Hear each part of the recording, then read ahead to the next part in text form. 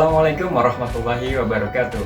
Halo Agrimillennials, sebelumnya perkenalkan nama saya Dimas Ajrianto. Saya mahasiswa Politeknik Pembangunan Pertanian Bogor dari program studi penyuluhan pertanian berkelanjutan tingkat 2A. Di video kali ini saya akan mereview atau merangkum kembali materi yang telah disampaikan pada video webinar pembenah tanah organik berhayati untuk peningkatan kesuburan tanah.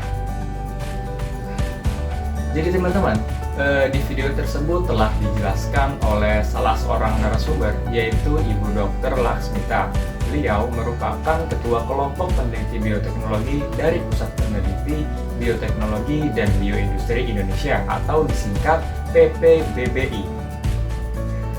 Dalam webinar tersebut, beliau menjelaskan bahwa penggunaan pembenah tanah utamanya ditunjukkan untuk memperbaiki kualitas fisik kimia, biologi tanah sehingga produktivitas tanah menjadi optimum. Dan perlu diketahui juga bahwa pembenah tanah ada yang bersifat alami maupun buatan atau sintetis. Teman-teman, pembenah tanah alami adalah pembenah tanah yang dibuat dengan menggunakan bahan-bahan yang berasal dari alam, baik bersifat organik, hayati maupun anorganik yang struktur senyawa bahan dasarnya belum mengalami perubahan. Sedangkan pembenah tanah sintetis adalah pembenah tanah yang dibuat oleh pabrik baik dari bahan dasar alami yang bersifat organik maupun anorganik, tetapi sudah mengalami perubahan baik secara fisik maupun struktur senyawanya, sehingga sulit dibedakan dengan bahan dasar aslinya. Selain itu, berdasarkan senyawa atau unsur pembentuk utamanya, pembenah tanah dapat dibedakan menjadi pembenah tanah organik, hayati, dan mineral. Berbagai hasil penelitian menunjukkan bahwa pemberian pembenah tanah organik mampu memperbaiki sifat kimia dan fisik tanah. Pemberian biomasa Fleminia agromesta mampu mempertahankan kadar bahan organik tanah dan KTK tanah, serta meningkatkan pH pada tanah. Berbagai penelitian menunjukkan perbaikan sifat fisik tanah akibat pemberian pembenah tanah organik, antara lain meningkatnya persentase partikel tanah yang terbentuk agregat, meningkatnya persentase agregat mantap yang berukuran besar, dan menurunkan persentase agregat yang berukuran lebih kecil. Oh ya teman-teman, pembenah tanah yang kedua adalah pembenah tanah hayati. Nah, apa sih pembenah tanah hayati itu?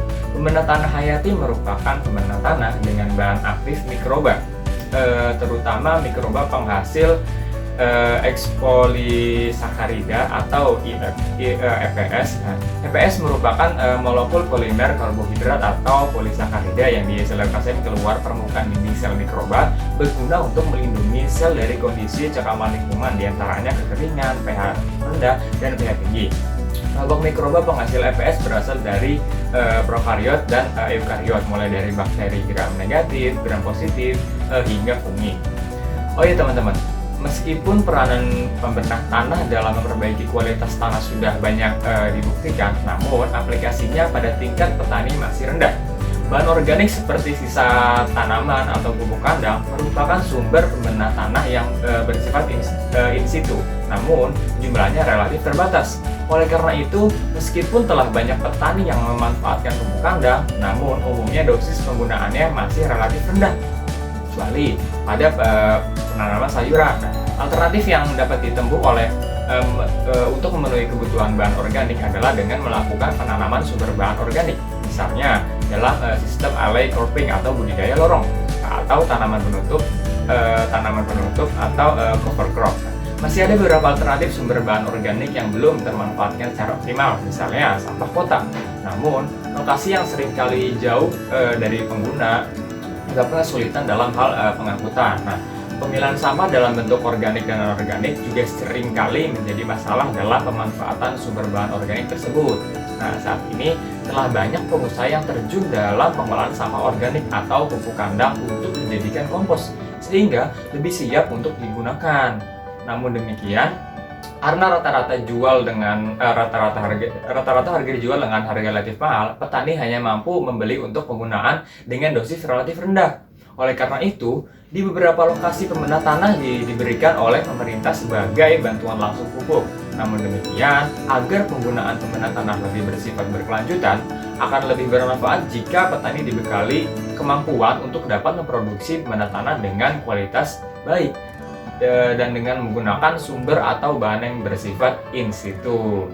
Jadi teman-teman, pemilihan bahan pembenah tanah dalam upaya pemeliharaan dan peningkatan kesuburan tanah sebaiknya diprioritaskan pada bahan-bahan yang murah, bersifat in situ, dan terbarukan. Bahan organik merupakan bahan pembenah tanah yang dapat memenuhi persyaratan tersebut.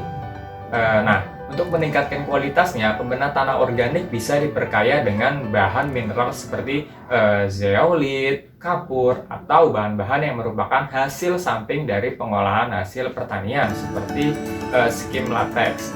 Selain itu, penggunaan unsur hayati juga bisa ditempuh untuk lebih memperkaya pembenah tanah. Namun, petani perlu dibekali dengan kemampuan untuk mendapatkan mikroorganisme lokal yang bisa dimanfaatkan sebagai pembenah tanah. Oleh karena itu, sosialisasi bimbingan dan penyuluhan pada petani perlu terus dilakukan sehingga petani dapat memilih jenis dan mengaplikasikan bahan pembenah tanah secara tepat. Baiklah teman-teman, jadi mungkin cukup sekian review materi webinar tentang pembenah tanah organik dan hayati untuk peningkatan kesuburan tanah. Mudah-mudahan dari review yang telah saya sampaikan ini dapat menambah informasi bagi teman-teman dan juga bagi diri saya sendiri.